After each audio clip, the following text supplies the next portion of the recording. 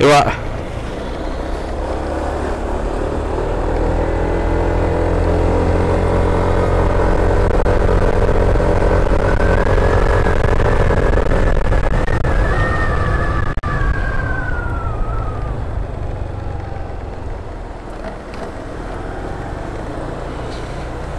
Oke, selamat pagi.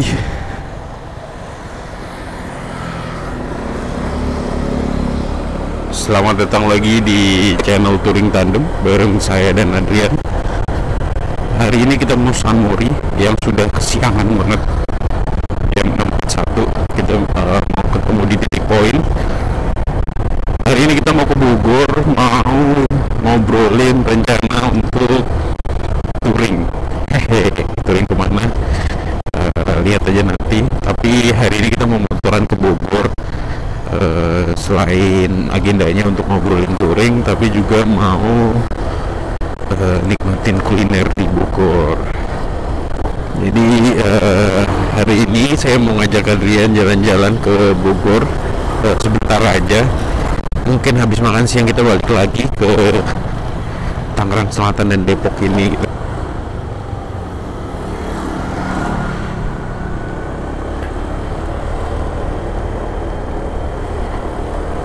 Nah, sambil kita jalan ke Bogor, kayaknya saya sama dia mau ngobrolin soal budget touring yang kemarin ke Bali itu. Ya, karena di video-video sebelumnya kita nggak masukin itu, nggak detail banget soal budget gitu ya. Karena memang dari awal kita cuma mau dokumentasi, ditaruh di YouTube. Tapi setelah dipikir-pikir kayaknya kalau dikasih budget seru juga sih. Akhirnya ini video kita akan ngomongin soal budget.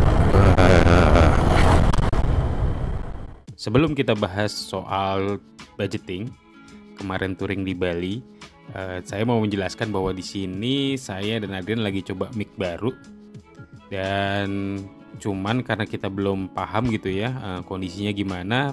Pertama-tama saya naruh mic itu di depan mulut.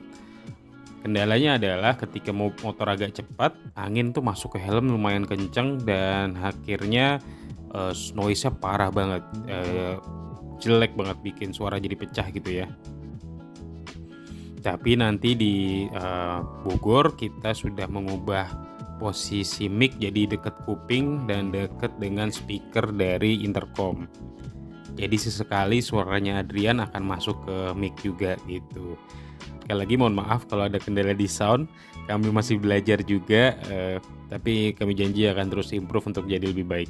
Alasan saya mengajak Adrian ke Bogor untuk motoran kali ini sambil ngomongin rencana touring adalah karena Bogor itu lokasinya dekat dengan rumah saya. Jadi per Januari kemarin setelah touring Jakarta Bali, saya memutuskan untuk pindah ke Depok. Seiring berjalannya waktu, setiap weekend saya sadar gitu ya kalau ternyata jalan ke Jakarta, let's say ke daerah Senayan, itu jauh lebih lama waktu tempuhnya ketimbang kalau saya motoran ke Bogor. Padahal secara kilometer ke Bogor tuh jauh lebih panjang gitu ya daripada ke Senayan. Udah pasti alasannya sih karena macetnya parah banget ya kalau ke Jakarta, apalagi weekend gitu. Jadi di kesempatan kali ini saya ngajak Adrian untuk muter-muter Bogor.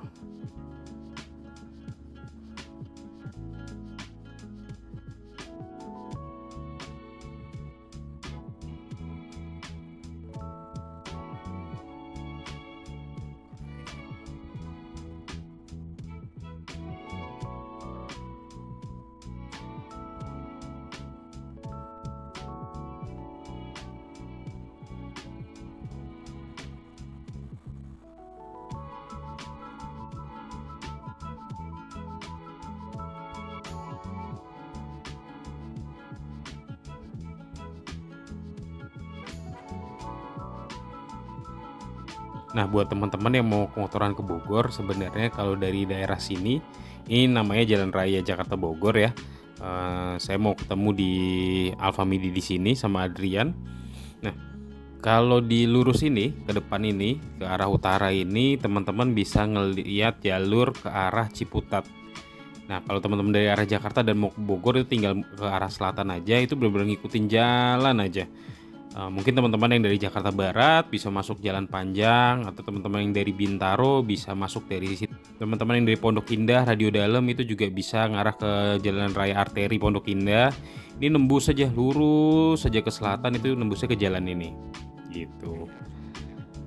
Dan di setiap hari Minggu sebenarnya, terutama Minggu pagi ya, banyak banget teman-teman yang motoran ke sini gitu, lewat sini untuk ke Bogor. Atau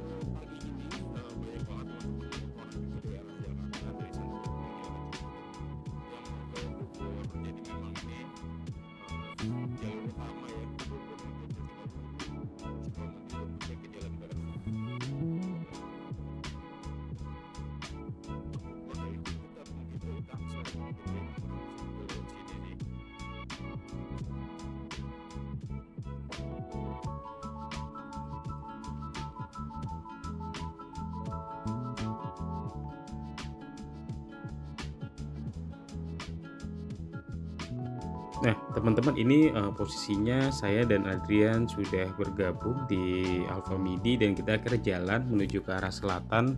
Seperti yang saya bilang sebelumnya, ini mudah banget gitu kalau teman-teman dari arah utara gitu ya, entah dari Ciputat, entah dari Danmogot, entah dari Bintaro atau Pondok Indah gitu. Ini gampang banget, teman-teman tinggal lurus saja ke arah selatan. Di sini pun saya nggak pakai Google Maps sama sekali. Bukan karena saya sudah sering ke Bogor ya motoran, tapi kalaupun teman-teman pakai Google Maps itu bisa kelihatan itu bahwa jalanan tuh akan lurus saja. Jadi lumayan banget bisa nge-save baterai selama di perjalanan. Di sini kita sudah ngelewatin pertigaan Bojong Sari, tepatnya ada McD sebagai landmark. Kalau teman-teman dari arah Depok itu juga bisa. Dari arah Depok tuh tinggal belok kiri untuk bergabung ke jalan ini ya, Jalan Raya Jakarta Bogor. Atau yang dari pintu tol Sawangan Depok, itu begitu keluar pintu tol langsung belok kanan dan nanti nembusnya ke pertigaan ini.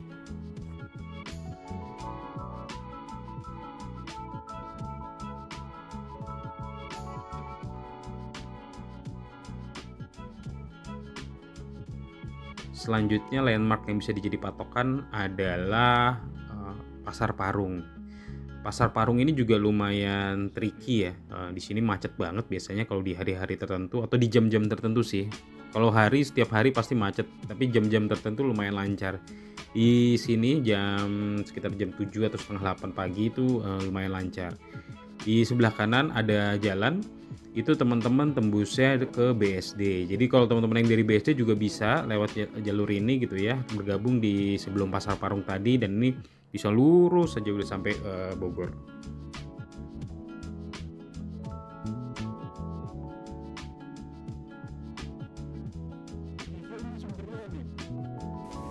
Nah, teman-teman, karena perjalanan menuju Bogor ini cukup lancar gitu ya, mari kita ngobrolin soal budget dari touring kami yang kami lakukan di bulan Januari kemarin dari Jakarta menuju Bali.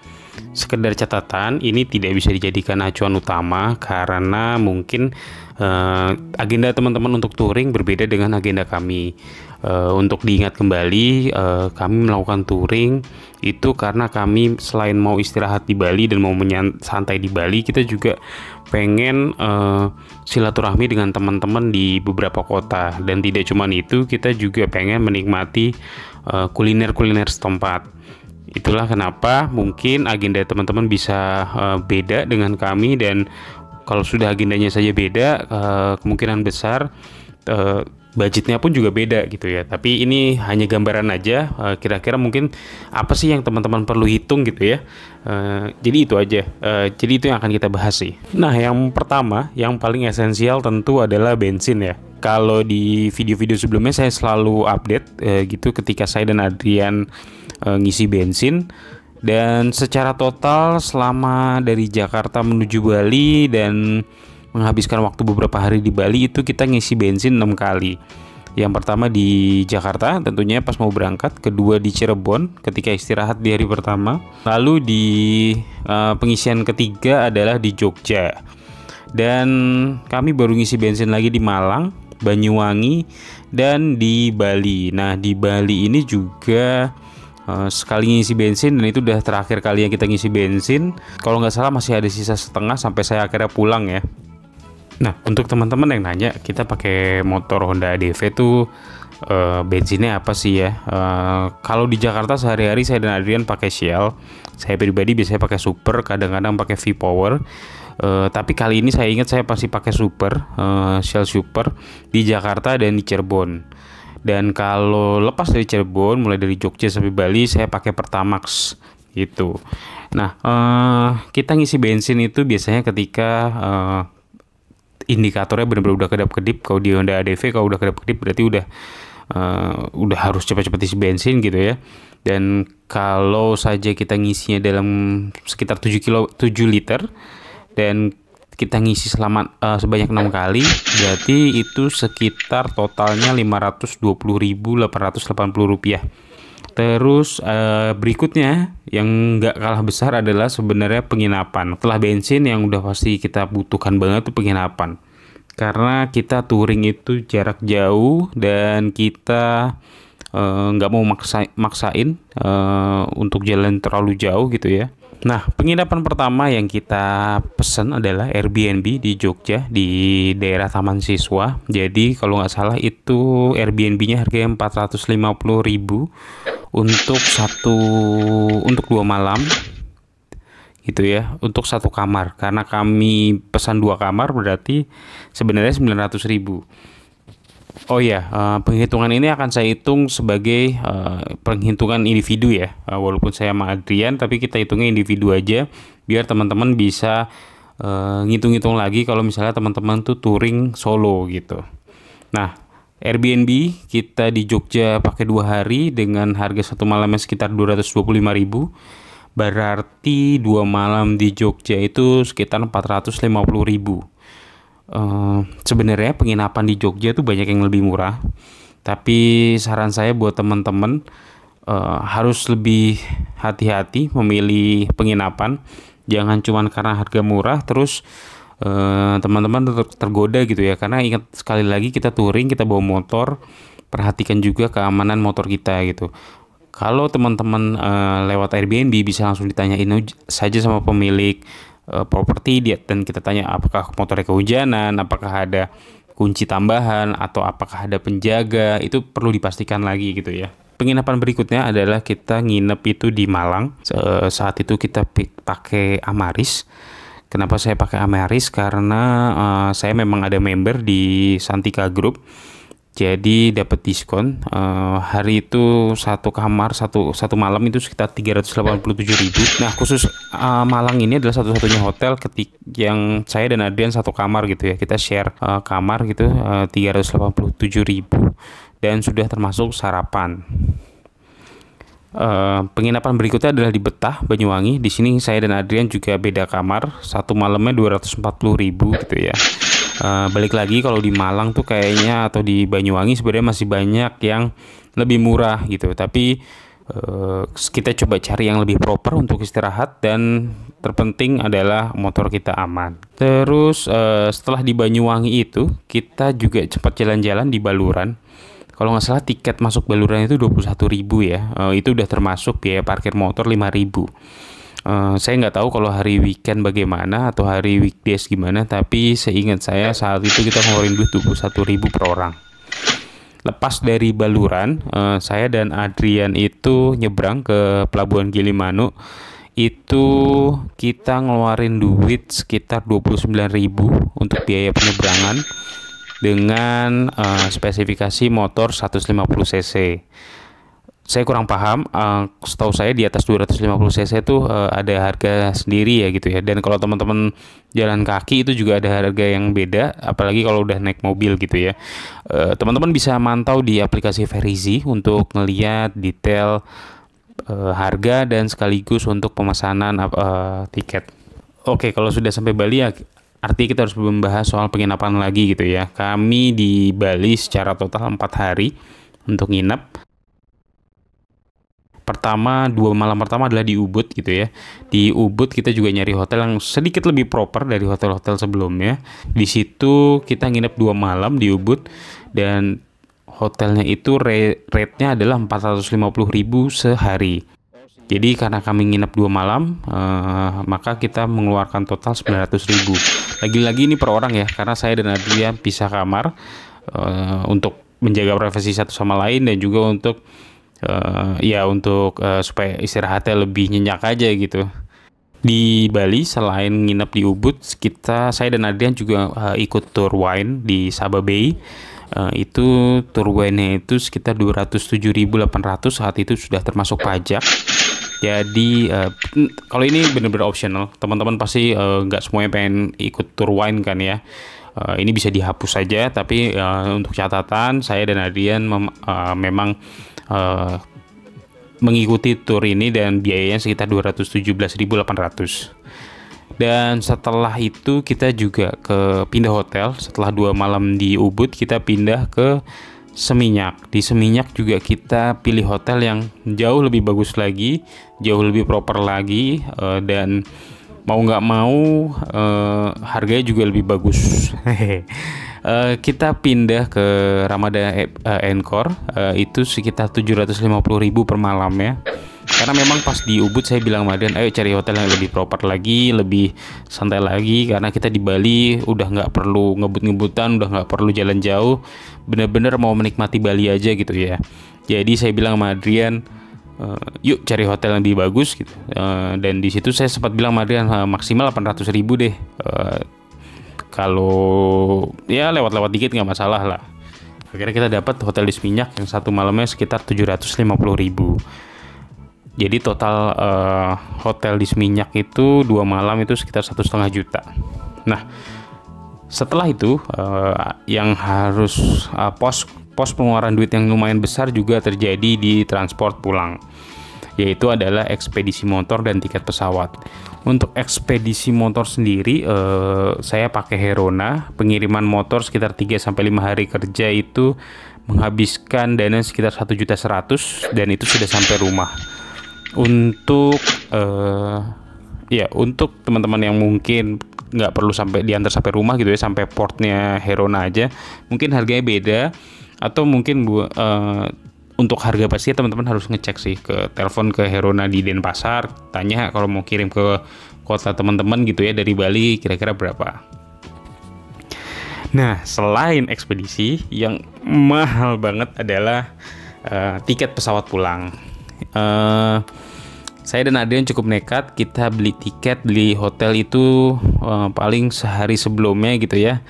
Dan di tiket pesawat ini juga saya beli cuman mungkin nggak ada 24 jam sebelum keberangkatan. Dan hasilnya saya harus mengeluarkan kocek sekitar 1.600.000.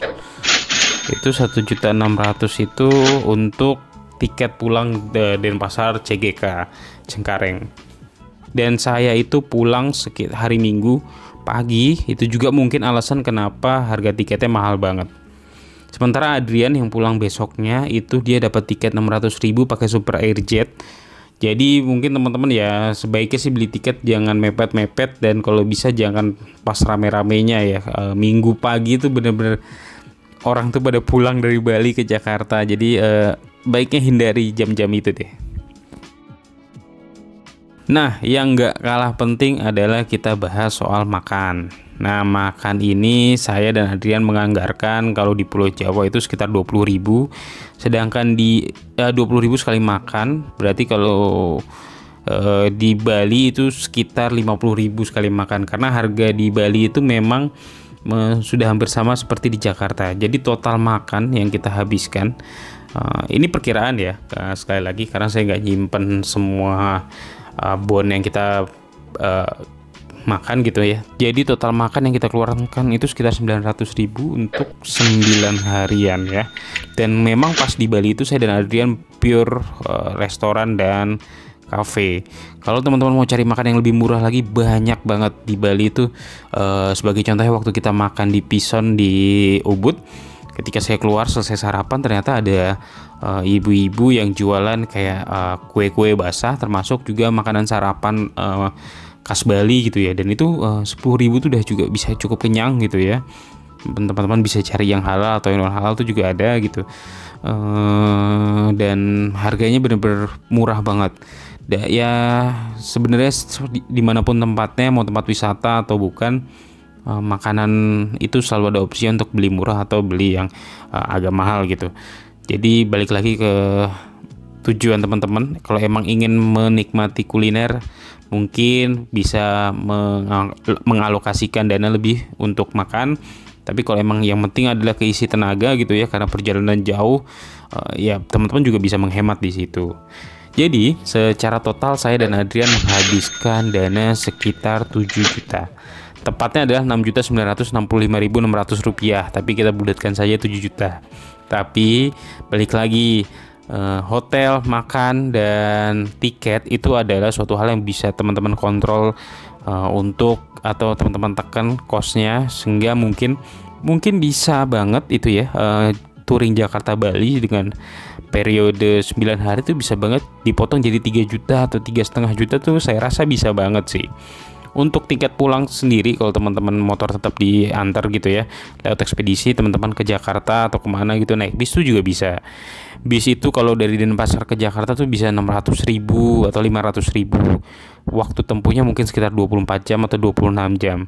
Kalau teman-teman punya waktu berlebih, ya saya rasa nggak masalah juga ngeluarin duit 500.000 daripada beli tiket yang jutaan. Kayaknya itu aja untuk ngomongin soal budget kita ke Bali. Saya akan cantumkan semua totalnya di kolom deskripsi. Dan buat teman-teman, kalau yang udah pernah touring ke Jakarta, dari Jakarta ke Bali, kira-kira ngeluarin duit berapa sih gitu. Balik lagi ke video kali ini, saya dan Adrian lagi San Mori.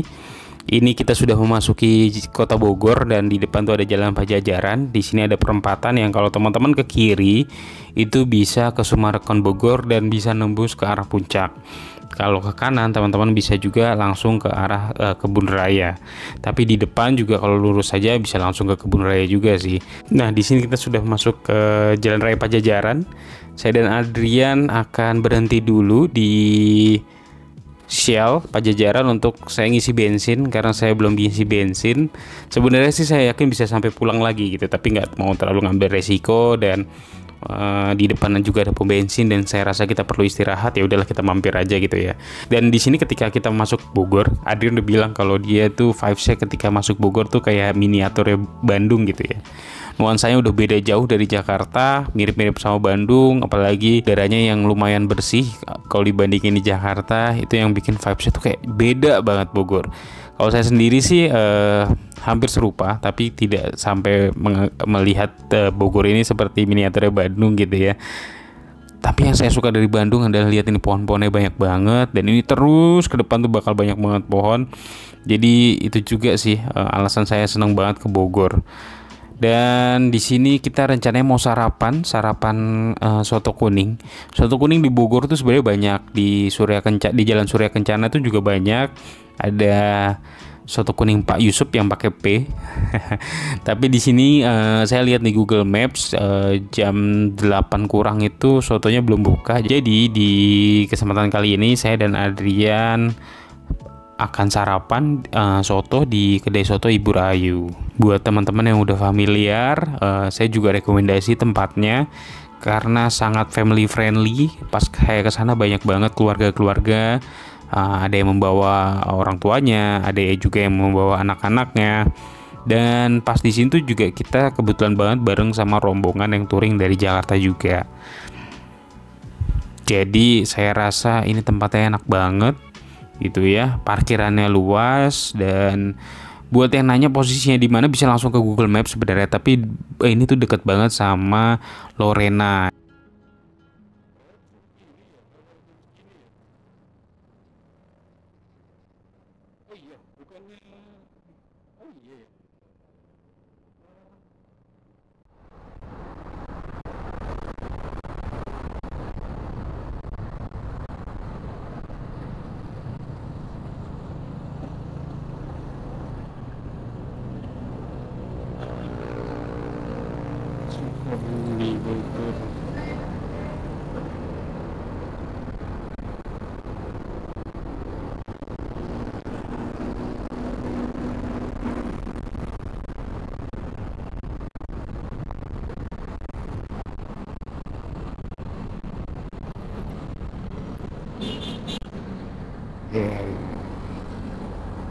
lebar semua.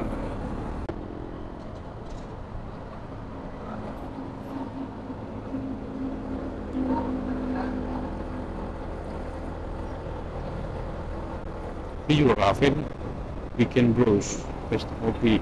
Itu kayak belum buka deh. Kemarin rame sih, mungkin agak siang. Oh ini kiri. Oh Lorena di sini. Oh iya bener. Kedai soto.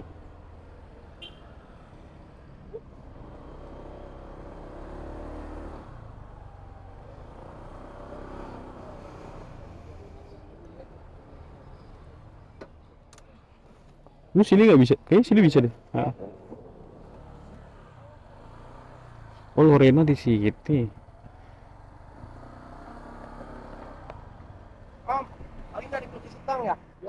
Nah, setelah kita sarapan di kedai soto Rahayu ini, saya dan Adrian memutuskan untuk beli oleh-oleh. Sebenarnya hanya Adrian aja sih yang beli oleh-oleh. Dia beli roti unyil. Saya enggak sebenarnya, karena saya sudah cukup sering ke Bogor, dan tapi beberapa kesempatan di awal ketika saya sering banget ke Bogor itu di awal-awal saya beli oleh-oleh juga, yaitu adalah makaroni panggang. Nah, jadi teman-teman kalau mau ke Bogor, motoran ke Bogor terus pulang gitu ya, bawain sesuatu buat keluarga di rumah. Ada dua rekomendasi dari saya dan Adrian. Yang pertama adalah roti unyil, yang kedua adalah makaroni panggang. Nah, teman-teman bisa pilih tuh. Atau teman-teman yang di Bogor kalau punya rekomendasi lain makanan yang bisa dijadiin oleh-oleh untuk teman di Jakarta, kira-kira apa ya? Tolong tulis di kolom komentar. Puncak udah deket lagi sini. Sebenarnya ada yang unik di ngomongin oleh-oleh ini gitu ya. Saat Adrian lagi ngantri beli roti unyil, di situ tuh ada yang jual ikan cupang. Cuman yang unik adalah dia mengemasnya dengan botol plastik yang berbentuk bohlam. Jadi ikan cupangnya tuh kelihatan gede banget dari jauh. Setelah saya deketin, ternyata ikan cupang pada umumnya aja gitu ya. Warnanya memang menarik, tapi ya ukuran tidak jumbo-jumbo banget gitu ya. Ya standar lah. Nah, namun karena saya emang suka ngeliat ikan gitu ya, akhirnya saya tergoda untuk beli. Jadi kalau Adrian, oleh-olehnya dari Bogor di kesempatan kali ini adalah roti unyil, saya dengan anehnya beli cupang untuk oleh-oleh di rumah. Jadi di rumah itu saya punya pot air, dan saya isi tanaman air, tanaman aquascape, dan memang belum ada ikannya, jadi kebetulan aja lah saya beli ikan cupang di sini. Tuh ditutup jalannya. Repot banget sumpah gara-gara ditutup ini. Tuh. Lama loh itu.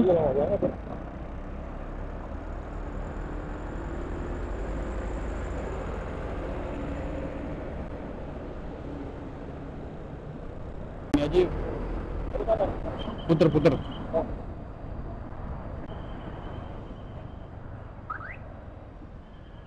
Yuk langsung. Yuk. Terus.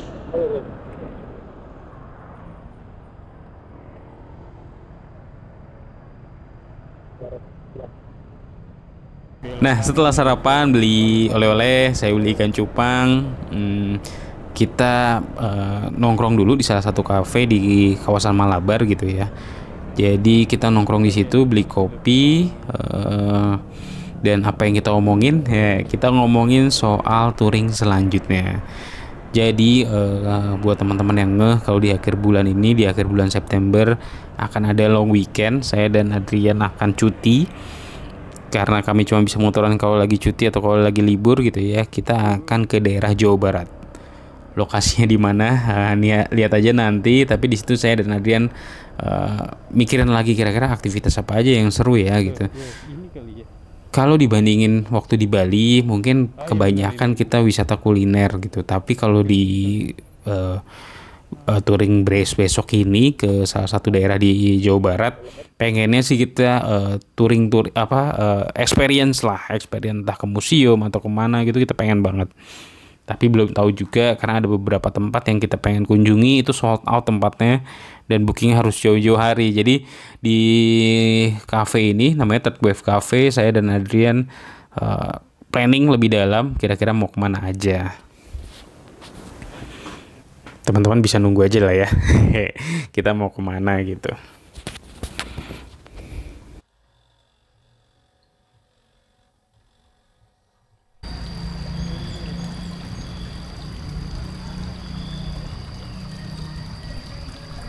Langsung hilang apa karena di dekat istana?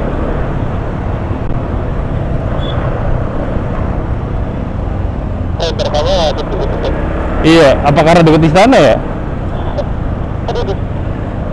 Terakhir hilang-hilangan pas touring tuh. Yang pas jembatan itu yang lu maju ngelewatin gua ternyata. Itu kan ya terakhir sampai hilang-hilangan. Padahal ini deket. Iya mungkin ya itu pemecah sinyal.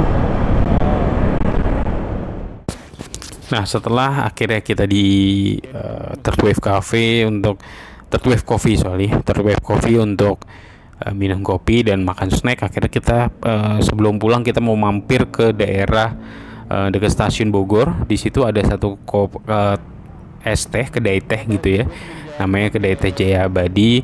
Kita minum di situ, nuansanya juga jadul-jadul gitu. Buat teman-teman yang suka bisa ke sana. Dan di sana tuh rame banget kalau weekend gitu ya, dan gak cuma warga lokal tapi juga banyak teman-teman yang dari Jakarta benar-benar rela ke Bogor untuk minum es teh doang gitu ya.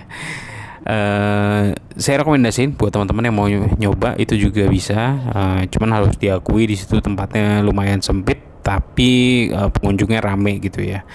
Terus salah satu tips lagi dari saya, kalau hari Minggu kita motoran di Bogor atau mungkin teman-teman yang tadi lanjut ke puncak gitu ya, sebisa mungkin hindari pulang di atas jam 3 atau pulang mendekati maghrib gitu ya.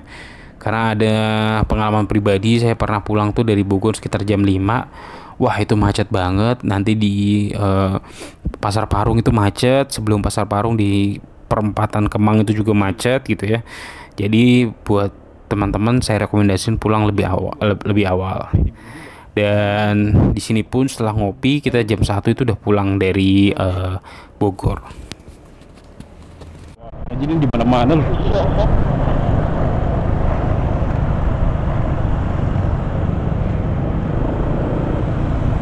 Siap-siap di kiri aja kita.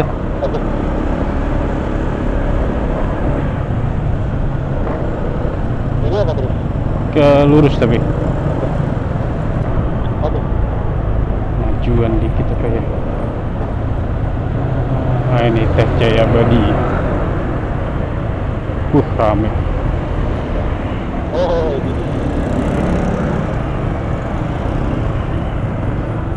Rame.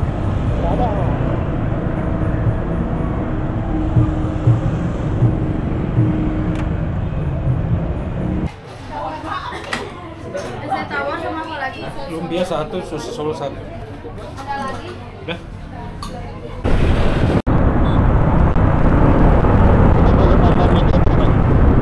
Enggak, nanti ada yang lebih dekat. Oh lumayan. Tadi berapa ya? Jam 1 kurang 10 ya? Setengah jam sampai sini.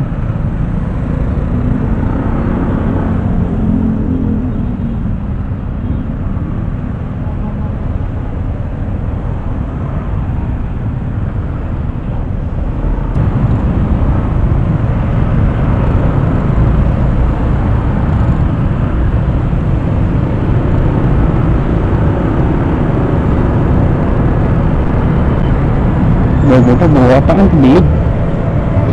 Mau sosok ada bunyi.